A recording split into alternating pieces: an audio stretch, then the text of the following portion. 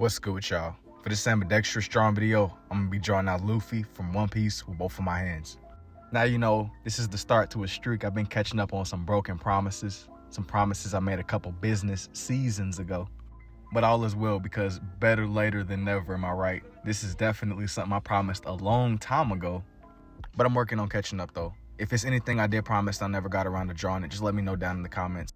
You know, drawing out Luffy was cool too because it was right in that lane of anime drawings that I do. I haven't seen One Piece, but I know that One Piece is one of those more extensive animes, kind of like Dragon Ball, and it just goes on and on forever. I know it got a dedicated fan base though, so I know it gotta be enjoyable. Whenever I neared the ending of Luffy though, I darkened some spots and I added a few stray marks on him just to make him feel a little bit more alive. And in typical me fashion, I started going around with the background and drawing out my omnilinear designs. And some of these, I'll leave it as just an open void. That way the focus is the drawing itself. But I like to add the background sometimes too. I feel like it makes it more lively to look at. I did end up choosing red and blue just because it complemented my original drawing, which was just in all blue. This one was definitely interesting to come together, especially with the red on top of the blue. I didn't want Luffy to get lost in the background, so I did my best to really emphasize the red on this one.